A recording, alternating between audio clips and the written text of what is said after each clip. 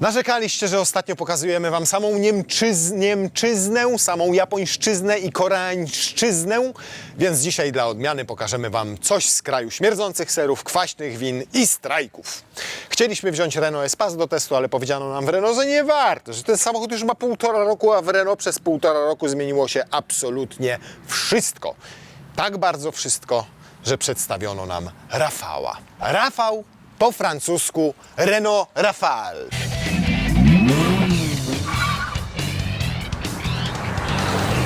Faktycznie Renault w ostatnim czasie sporo nowych modeli wprowadziło i trochę można się pogubić w tym, jak można je zakwalifikować do poszczególnych segmentów, bo najpierw było nowe Espace, ale pojawił się też Austral, pojawił się też samochód nazwany Symbios i pojawiło się to, czyli Rafale, Renault Rafale. Bardzo ładnie się nazywa i bardzo ładnie wygląda. Tak ładnie wygląda, że zaczął przypominać Peugeoty i Citroeny. Do tego stopnia zaczął przypominać Peugeoty, że nawet administracja prezydenta Francji Emmanuela Macrona myślała, że to jest DS i kupiła go jako prezydencką limuzynę Macronowi. Naprawdę. Do tej pory jeździł DS7, ale ktoś przechodził, o jaki fajny Peugeot, weźmiemy teraz tego i kupili mu Renault po raz pierwszy od wielu, wielu lat. Nie wiadomo skąd to się wzięło. No, ale jeżeli chodzi o gabaryty, to nie widać tego i nie napiszą wam tego w prospektach Renault, ale to jest kawał samochodu, bo mierzy 4,7 metra. A skoro tyle mierzy, to już można go kwalifikować jako segment D. Na przykład taki jak Lexusa NX, który jest dosłownie o kilka centymetrów, nie dłuższy, krótszy niż Rafale. To samo tyczy się rozstawu osi, 2,74 m to mniej więcej standard właśnie dla tego segmentu D crossoverów i SUV-ów, więc jest to kawał samochodu, jeżeli chodzi o gabaryty zewnętrzne, natomiast został zrobiony na tej samej płycie podłogowej co nowe Espace Austral, ale także Nissan Qashqai, Mitsubishi Outlander czy Nissan X-Trail. Najciekawszy w tym aucie wcale nie jest jednak wygląd. Najciekawsze kryje się tutaj pod maską i w nomenklaturze Renault nazywa się E-Tech Hybrid. Czyli połączenie silnika spalinowego 1.2, tylko 3 cylindry, 130 koni mechanicznych. Ale oprócz niego jeszcze mamy tutaj silnik elektryczny. Ten silnik elektryczny ma 69 koni. Silnik spalinowy ma 202 Nm i elektryczny też ma 202 Nm. Ale oprócz tych dwóch silników jest jeszcze trzeci silnik, który pełni rolę generatora o rozrusznikach, czyli odpowiada m.in. za odpalanie silnika, ale także za obsługę skrzyni biegów. Do skrzyni zaraz wrócimy, teraz jeszcze pozostańmy na chwilę przy mocy systemowej. Moc systemowa to 199 koni mechanicznych. Sumowano tutaj konie mechaniczne z silnika spalinowego z silnikiem elektrycznym. Wyszło wszystko się zgadza. 130 plus 69 równa się 199. Natomiast jak zerknięliśmy sobie w dane techniczne newtonometry systemowe, to napisali 202 plus 202. Ile jest 202 plus 202? 404, ale nie według Francuzów. Według Francuzów 202 plus 202 równa się 202. Dodali 202 do 202 i napisali w nawiasie, że te newtonometry się nie łączą. Generalnie z matematyką są troszkę na bakier. Świadczy też o tym jeszcze jedna rzecz. Mianowicie ten samochód, jak każdy inny, ma skrzynię biegów. Podobno taką z Formuły 1. Wiecie, ile ma przełożeń? 15. 4 przełożenia ma normalna skrzynia, plus 2 przełożenia są w silniku elektrycznym. Nie wiem, jak Francuzi to liczą, jak ja dodaję 2 do 4 wychodzi 6. Nawet jak mnożę 2 przez 4, to wychodzi 8. Nawet jak zrobię 2 razy 4 i jeszcze dodam do tego 4 i 2, no nie chcę wyjść 15. A to są przełożenia do przodu. Więc ja nie wiem. No ale ważne, żeby się zgadzało zużycie paliwa, jak wiadomo. I chwalą się, w zasadzie, zanim przejdziemy do zużycia paliwa, to należy nawiązać do nazwy modelu, ponieważ okazuje się, że ta nazwa ma wiele wspólnego z zużyciem paliwa. Mianowicie w latach 30. powstał taki samolot we Francji, który nawet miał w nazwie Renault i też miał w nazwie Rafale. Tam był jeszcze jakiś pierwszy człon firmy lotniczej, ale go nie pamiętam. Ten samolot został zbudowany w 3 celach, żeby pobić rekord prędkości, rekord zasięgu i rekord pozostawania w powietrzu bez międzylądowania. I rzeczywiście pobił te rekordy w ówczesnych latach i teraz ten samochód ma też być rekordowy. Nie jeżeli chodzi o prędkość, niestety, bo ta wynosi tylko 180 km na godzinę, ale ma być rekordzistą, jeżeli chodzi o zasięg, bo średnie zużycie paliwa powinno wynosić poniżej 5 litrów. Jeżeli nałożymy na to 55-litrowy zbiornik paliwa, to faktycznie zasięg powinien wynosić przynajmniej 1000-1100 km i jeszcze parę kropelek powinno w baku zostać, żebyśmy mogli dojechać do stacji, jak zapali nam się rezerwa. Natomiast nie należy oczekiwać tutaj zdecydowanie wigoru zbyt dużego od naszej renóweczki, ponieważ przyspieszenie do setki to 8,9 sekundy. Baterię za to ma całkiem sporą, ponieważ akumulator litowo-jonowy tutaj pod fotelem kierowcy ukryto i ma 2 kWh, co jak na hybrydę jest całkiem sporym wynikiem, ponieważ na przykład hybrydy japońskie mają zazwyczaj od 1 do 1,5 kWh i przy większych silnikach spalinowych, bo na przykład w tym wspomnianym NX-ie mamy tam pod maską 2,5 litra, a tutaj tylko 1,2, choć doładowane. Z ciekawostek, 7 kółek dopłacacie i macie coś, co występowało już w Lagunie Coupé 20 lat temu, czyli system 4Control. Skrętnej tylnej osi, nawet tutaj jest napisane 4Control i pamiętam, jak jeździłem Laguną Coupé, fantastycznie łamała się w zakrętach i naprawdę przyjemnie się nią manewrowało.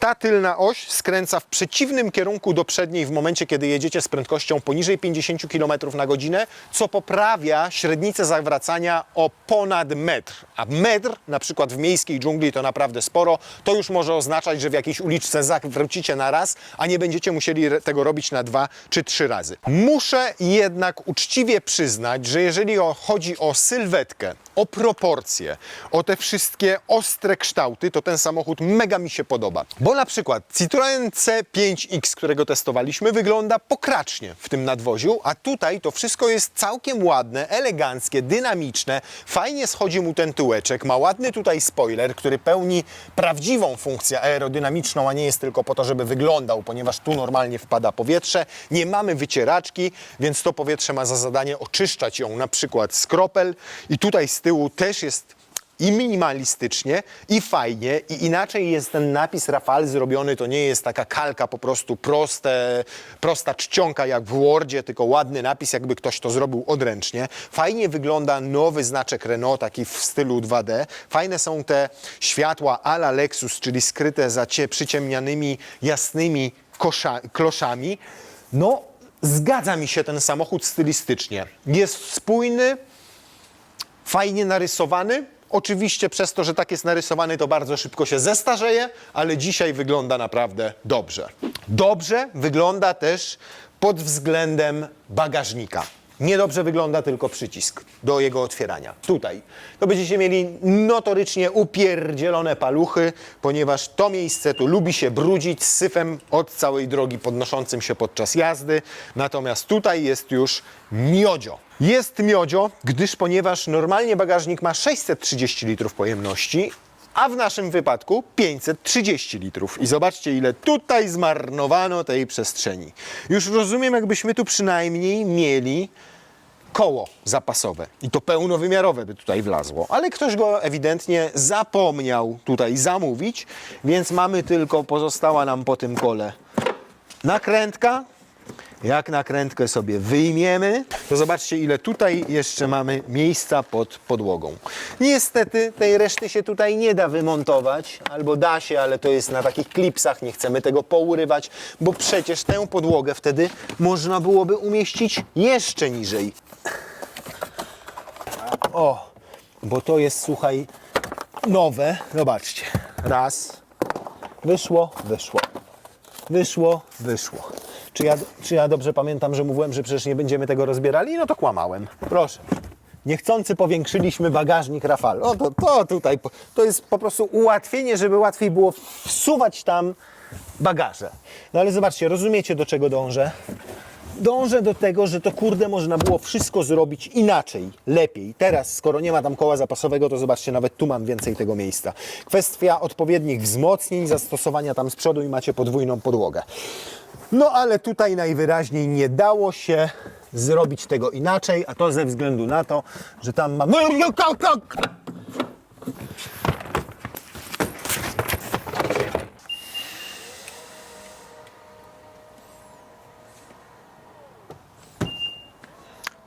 Kółeczka przeszkadzają w tej żółtej.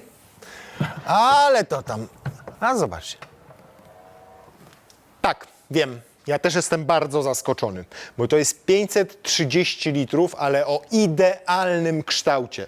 Tak idealnym, że nie wiem, czy w jakimś innym samochodzie tego segmentu, który ma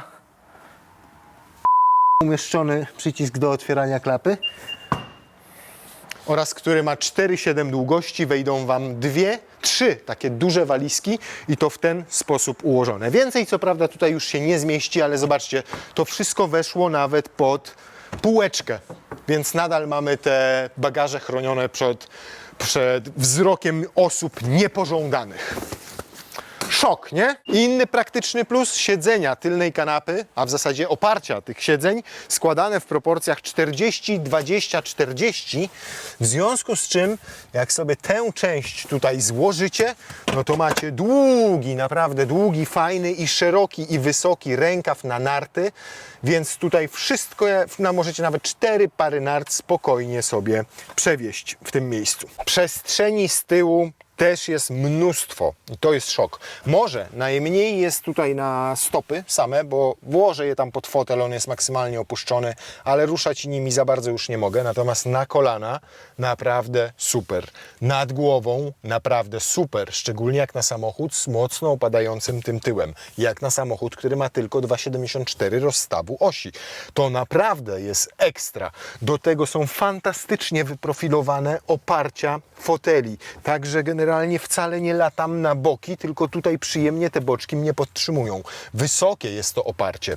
No pełni szczęścia, tak naprawdę, to brakuje mi tylko delikatnie pochylanych tych oparć, ale jeżeli chodzi o wygodę, o ilość miejsca, to jest petarda. Jeszcze lepiej jest, jeżeli chodzi o pewne rozwiązania. Takie na przykład jak podłokietnik. Długi, zobaczcie jaki fajny, mięciutki, przyjemny. Tutaj są uchwyty na kubek, też duże w idealnym miejscu. Nawet zobaczcie jak ta część, od której się odczepia podłokietnik, została wykończona. Jaka jest fajna. A to dopiero początek, ponieważ jak to sobie podniesiecie, to macie tutaj taki welurek przyjemny. 2 gniazda USB-C, z których możecie sobie ładować urządzenia i mają nawet tutaj specjalne takie zostawioną przestrzeń na to, żebyście kabelek mogli sobie pociągnąć. Do tego to, zobaczcie, cyk, cyk. I to można w każdej pozycji ustawić. I teraz tak, albo macie tutaj miejsce na duży tablet i wtedy mocujecie go sobie tak i oglądacie razem ze współpasażerem, albo robicie to sobie w ten sposób, czyli wtedy oglądacie sobie na telefonie, tylko niestety znowu telefon musicie wyjąć z kondominium i dopiero teraz on będzie się trzymał, ponieważ w kondominium trzymać się nie chciało. No, to im wyszło tak sobie, chyba że to trzeba wsunąć. A, przepraszam, to się wsuwa i dopiero teraz to się trzyma. No, ale niemniej w tym nie wsuniecie, w żaden sposób nie da się tego zrobić, więc trzeba to po prostu zdjąć, tak? Dobrze mówię? No dziecko tego nie zrobi, stary, może by przeciągnął i zdarł przy tym kawał gumy. Ale fajne jest to, że to jest dodatkowo jeszcze regulowane. Więc naprawdę pomysłowe, fajne rozwiązania. Ja to lubię, ja to szanuję. Nie ma trzeciej strefy klimatyzacji, ale za to są fajne nawiewy. I tu kolejne 2 gniazda USB-C, więc łącznie w tej tylnej części są aż 4 gniazda USB-C. No i powiem Wam, że pojeździłem 2-3 dni tym samochodem i autentycznie rozpływam się nad jakością wykonania. A przede wszystkim materiałów do tego użytych. To wygląda wszystko tak, jakby faktycznie Renault aspirowało i to z dobrym skutkiem, z dobrym rezultatem do klasy premium. Nawet skóra, chociaż nie jest skórą prawdziwą, tylko już skórą syntetyczną, jest fajna, przyjemna w dotyku. Te wszystkie przeszycia, te pikowania, to połączenie skóry z alkantarą i z alkantarą perforowaną, z tym niebieskim przebijającym się w naszej wersji Alpine kolorkiem spod spodu, z niebieskimi dywanikami, z niebieskimi przeszyciami na pasach, z tymi kolorowymi przeszyciami czerwonym, niebieskim i białym w tym miejscu. Drzwi zobaczcie jak są wykończone. I zwracam uwagę na to, że te tylne są wykończone gorzej niż przednie. Tutaj ten paseczek, to miękkie i przyjemne, duży tutaj kawałek tego aluminium, czy tam stali, takiej lekko satynowej. Tu cały ten podłokietnik. Zobaczcie na wykończenie boczków w schowkach bocznych, w drzwiach. To jest, co prawda to nie jest żadna alcantara, tylko to jest materiał z recyklingu i takich materiałów w całym wnętrzu jest aż 25%, natomiast jest to po prostu przyjemne. Nawet głośnik, który jest tutaj, to pociągnięto taką strukturę typową dla głośnika przez całą długość, a w zasadzie szerokość drzwi i też fajnie to wygląda. A przednie drzwi są wykonane jeszcze lepiej, bo o ile te tutaj mają na podszybiu plastik, to tutaj jest to miękki, fajny, przyjemny materiał. Naprawdę petarda. I znowu wszystko to, całe to tutaj jest mięciutkie, tu jest mięciutkie, tu jest mięciutkie. Nawet zobaczcie takie detale jak te przyciski do otwierania szyb, które wykończono na samym końcu albo lakierowanym plastikiem, albo prawdziwym jakimś metalem. I super to wygląda. Może psuje ten ogólny efekt tylko jedna rzecz, to. Chociaż powiem Wam, że z zewnątrz jest bardzo ładnie. Niestety w środku, jak się siedzi i zamyka się te drzwi, to jest znacznie gorzej.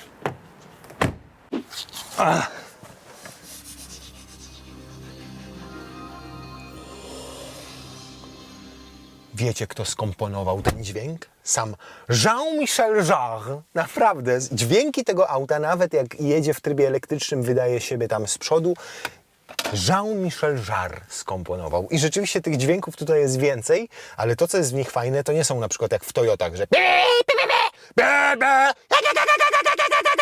że atakują was z każdej strony, tylko one są takie, wiecie, mięciutkie, takie przyjemne. Każdy inny. I to jest fajne. I takich akcencików w tym aucie jest znacznie więcej fajnych. Tam z tyłu, na szyberdachu, jest samolocik taki mały, zatopiony w szybie, znaczy no jego rysunek oczywiście. I to jest to nawiązanie takie do lotnictwa. Świetny, fajny detal, ale w tym dachu co innego jest znacznie ciekawsze. On nie ma żadnej rolety, ale za to we wnętrzu ma zatopione, ciekłe kryształki. I te ciekłe kryształki powodują, że można go wygasić. W momencie, kiedy dostają impuls elektryczny, to matowieją i powstaje takie mleko. Zobaczcie, jak słońce teraz wygląda, jakby miało zaćmienie dosłownie. Jest takie pomarańczowe, jak zachodzące. I jeden przycisk i proszę bardzo, możemy sobie daszek rozjaśnić w kilku segmentach. Albo cały właśnie, albo jedno przyciśnięcie będzie powodowało, że wyciemni nam się ta tylna część, przednia pozostaje przeźroczysta, jeszcze raz naciśniemy, to proszę bardzo. Nawet zobaczcie ta tapicereczka tutaj na podsufitce. Wszędzie macie albo jasną, albo białą, ewentualnie alkantarę, a tutaj jest taka troszkę graficik, w dodatku tak jakby ten graficik był z takim delikatnym brokatem. Bardzo fajnie to wygląda. Fajnie to wygląda też tutaj i też ma sporo fajnych, praktycznych rozwiązań. Głęboki, duży schowek wyłożony przyjemnym materiałem, a nie plastikowy. Listwy LED bardzo ładnie świecące w nocy i nie ma ich za dużo, są tak skromnie, ale fajnie, estetycznie, ładnie.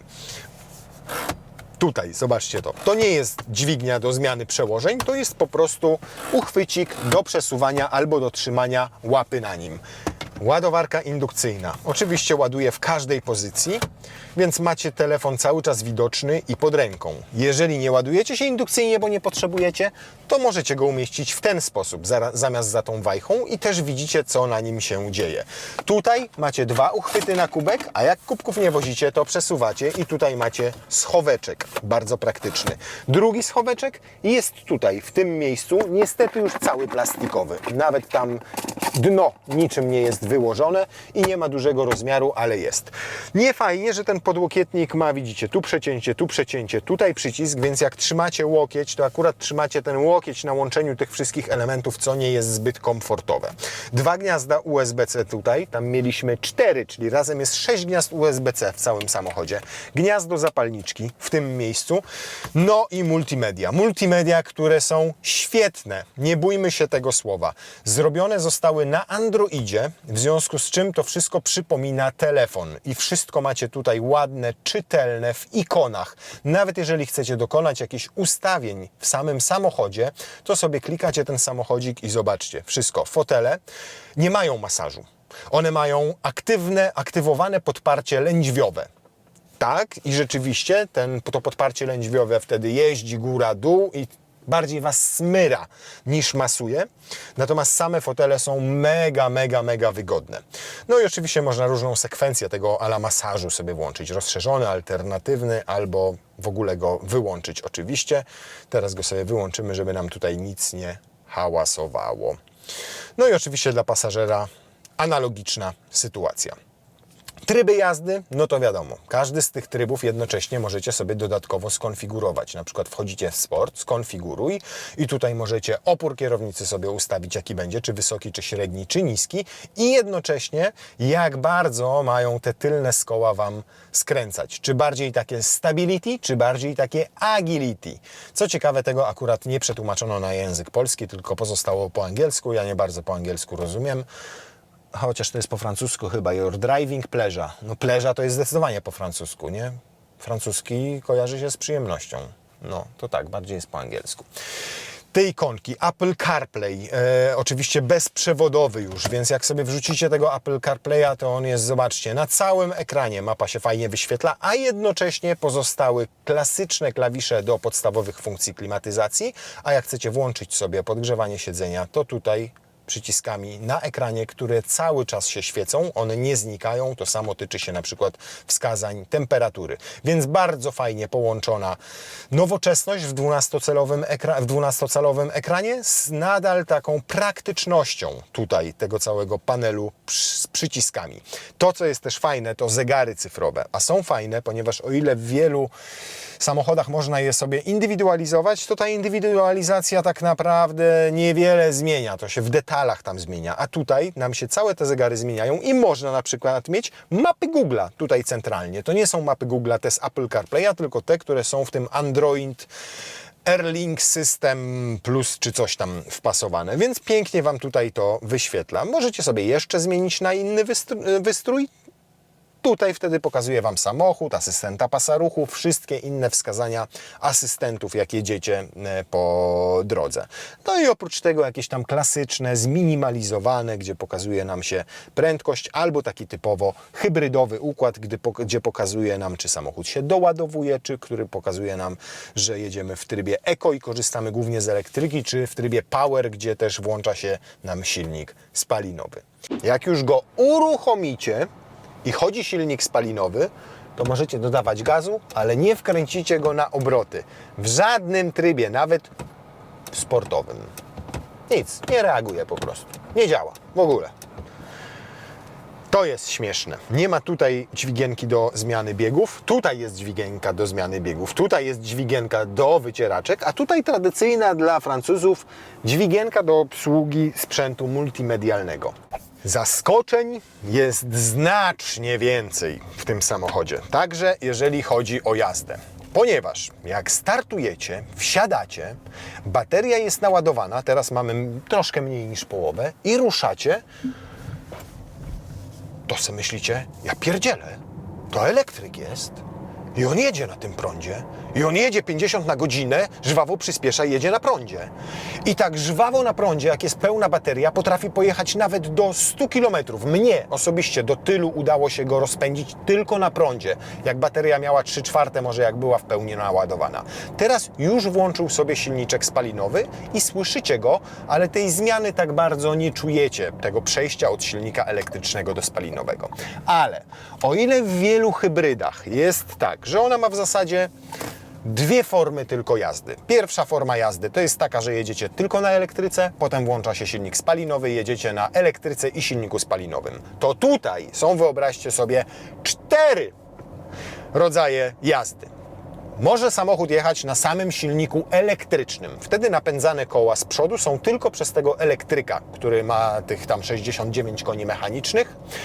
Drugi sposób. Jedziecie tylko na silniku spalinowym, czyli wcale go nie wspomaga tam, tylko daje mu energię wyłącznie na przednie koła z silnika spalinowego. Trzeci rodzaj, taki, gdzie i z silnika elektrycznego, i z silnika spalinowego moc idzie na przednią oś.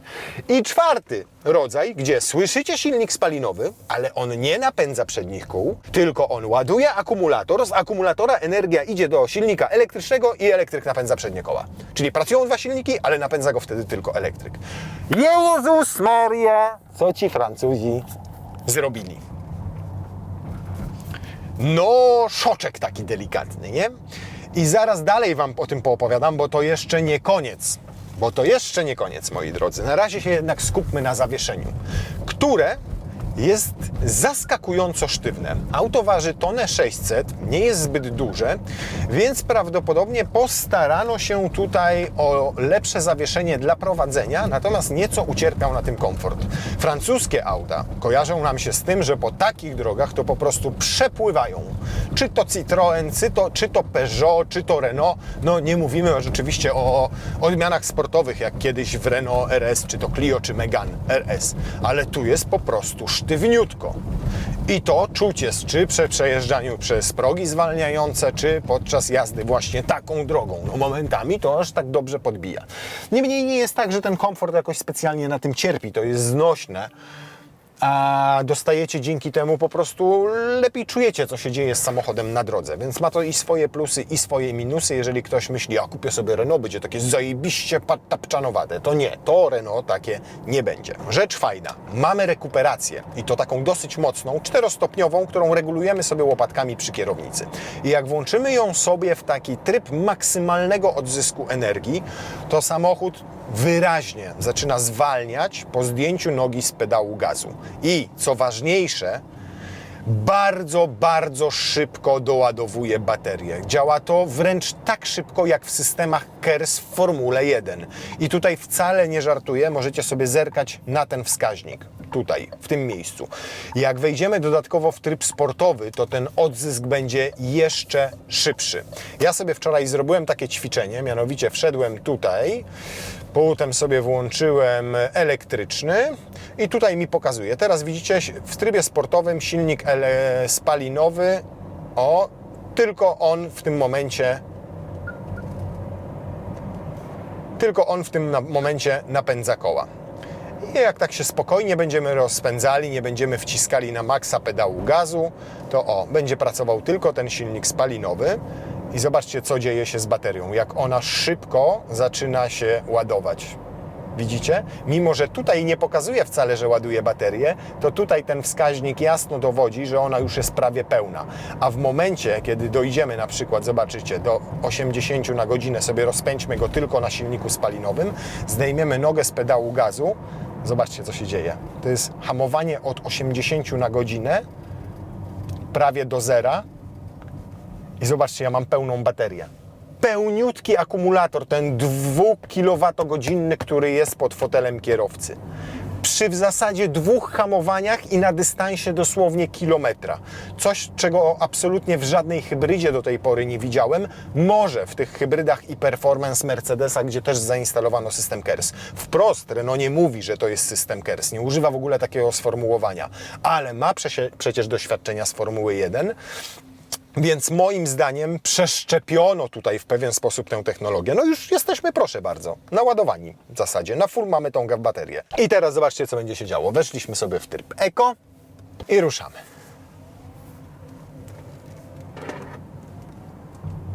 I klasyczna hybryda, to nie jest PHEV, zaznaczam. Klasyczna hybryda, zobaczcie, jak na samej elektryce żwawo rusza. On cały czas teraz jedzie na elektryce. Tu macie, jak świeci Wam się znaczek EV, to znaczy, że korzysta teraz samochód wyłącznie z napędu elektrycznego.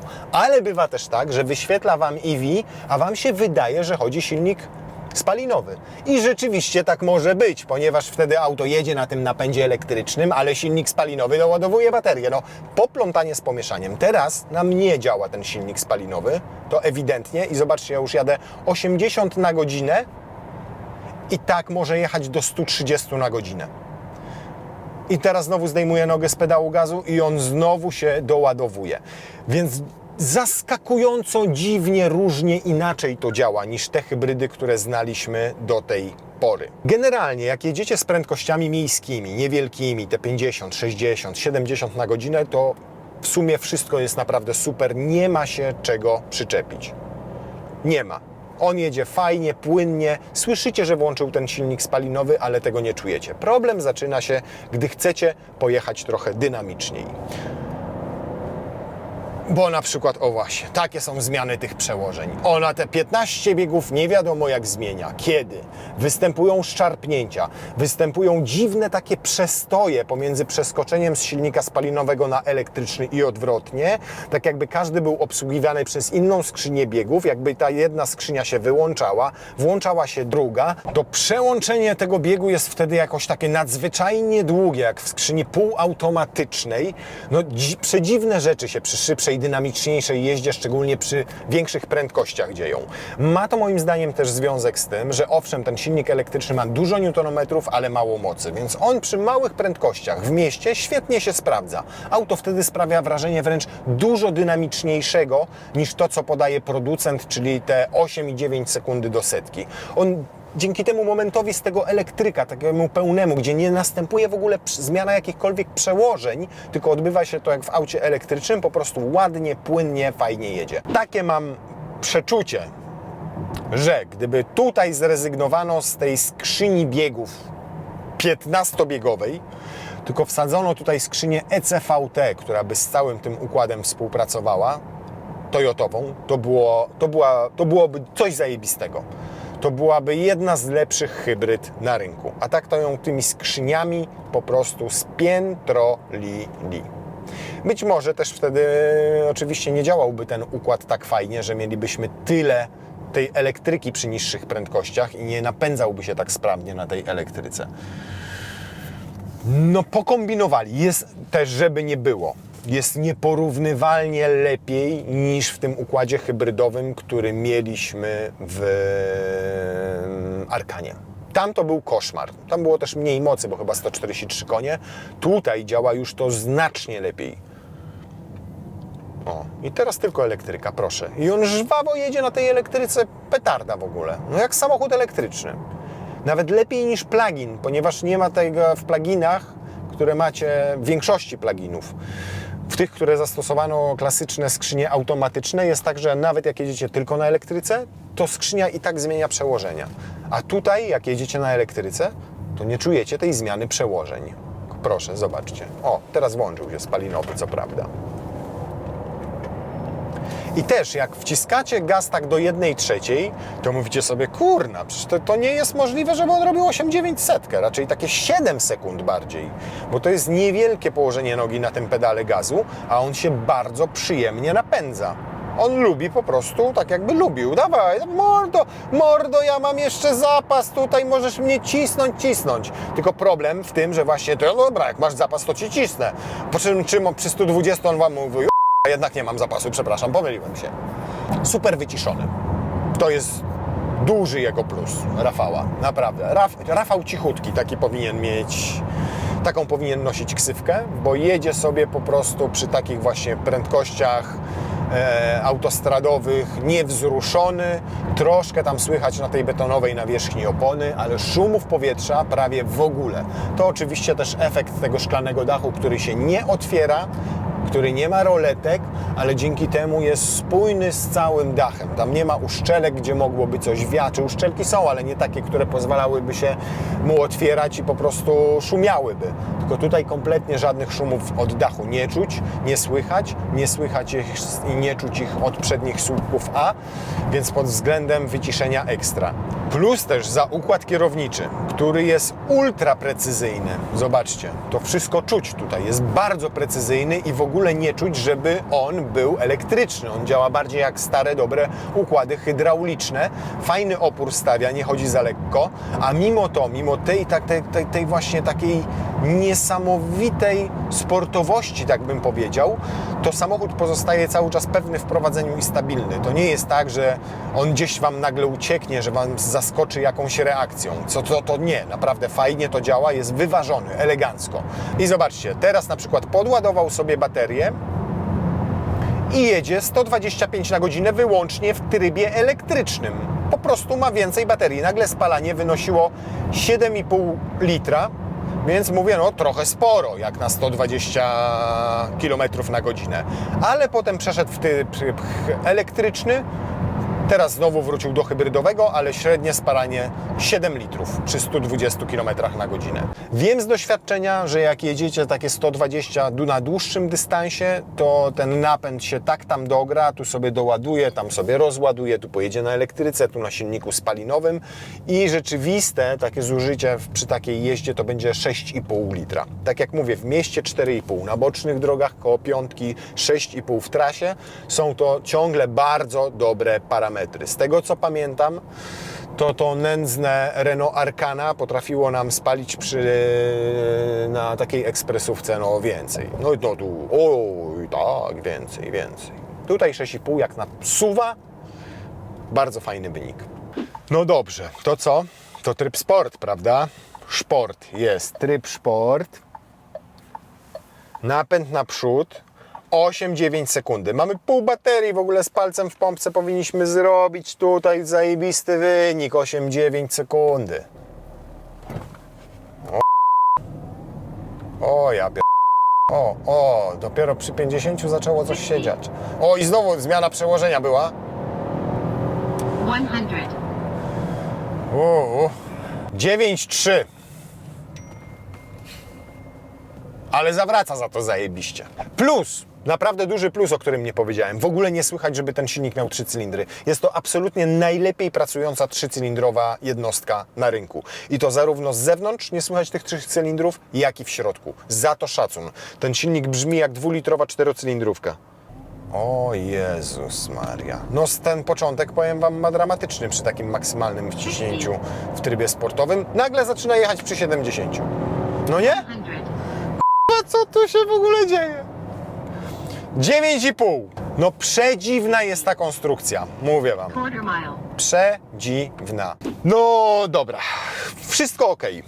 Jeżeli rozpatrujemy ten samochód jako crossovera, takiego wiecie, modny, fajnie wyglądający, petarda. Dużo miejsca, wygodny, fajny bagażnik, przede wszystkim ustawny, 3 duże walizy wchodzą, z tyłu na kolana dużo miejsca, świetne materiały wykończeniowe i wykonanie i to zmontowanie tego, przejrzyste te multimedia, fajna pozycja za kierownicą. Lubię jeździć tym samochodem, wiecie, ten samochód jest zaskakujący, ten samochód jest fajny, ten samochód jest przyjemny w prowadzeniu, mnie się fajnie nim jeździ, jest to pierwsze Renault, nie pamiętam od ilu lat, którym mi się fajnie jeździ. Natomiast niespójny jest ten napęd hybrydowy. Nakombinowali tutaj silnik spalinowy, 2 silniki elektryczne, 4 różne rodzaje jazdy, tylko na spalinowym, tylko na elektrycznym, na łączonych albo na elektrycznym w momencie, kiedy spalinowy też chodzi i doładowuje akumulator.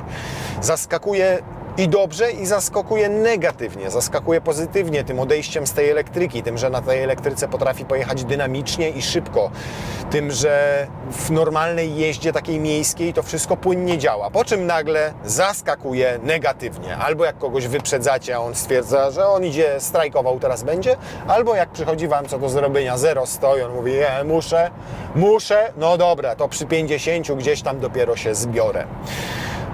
Detale lubię w tym samochodzie, takie jak ten samolocik tam, jak ten szklany dach z tą fajną technologią ciekłych kryształów zatopionych w tej szybie. Jak te wspomniane fajnie działające multimedia, nawet zelektronizowany mocno i cyfrowy bardzo ten wyświetlacz, ale fajne rzeczy pokazujące takie niuanse jak to, że możecie tutaj mapę z Google'a fajnie wyświetlać i wtedy nie zerkacie na ten monitor, tylko jesteście prowadzeni tędy. Bardzo fajnie grający Harman, wyciszenie, no dużo w tym samochodzie mi się bardzo, bardzo zgadza i bardzo podoba. Tylko nie wiem, czy chciałbym zapłacić 192 000 złotych, a z dodatkami, tak jak za ten egzemplarz, prawie 250 000 złotych, prawie 250 000 z tym lakierem, z tymi fotelami, z tym szklanym dachem, z Harmanem Kardonem ze skrętną tylną osią. Maksymalnie wyposażony kosztuje prawie 250 000 złotych. No nie wiem, czy to jednak trochę nie strzał w kolano w momencie, kiedy robicie setkę w powyżej 9 sekund. I w dodatku macie takie uczucie, że jak wyprzedzacie tira, to próbuje Was unicestwić momentami. Więc jestem na tak, ale z drugiej strony Lexus NX 350h kosztuje wyjściowo 220 czy tam 230 000 złotych. I on nie zaskakuje Was podczas jazdy. Nie zaskakuje Was też tak detalami bardzo jak ten samochód. Fajne auto, naprawdę fajne auto i mam wrażenie, że gdybyśmy tu włożyli skrzynię ECVT, to byłoby już naprawdę fajne. A tak to jest tylko fajne. Niemniej doceniam ten postęp, jakiego dokonało Renault od czasów Arkany, to jest raz. Dwa, doceniam bardzo to, że eksperymentuje nie tylko z pluginami, ale eksperymentuje też z samochodami, z klasycznymi hybrydami, nie bojąc się porażek, a często, tak jak w tym wypadku, też w niektórych sytuacjach przekuwając je na sukcesy. Niskie spalanie, fajnie jeździ po mieście na elektryku. Jeżeli rozpatrujecie go jako samochód głównie do miasta i nie macie też ambicji kierowcy sportowego i nie ciśniecie gazu do oporu w każdej sytuacji na drodze, a w zasadzie w żadnej nie ciśniecie, to będziecie z tego samochodu naprawdę bardzo zadowoleni.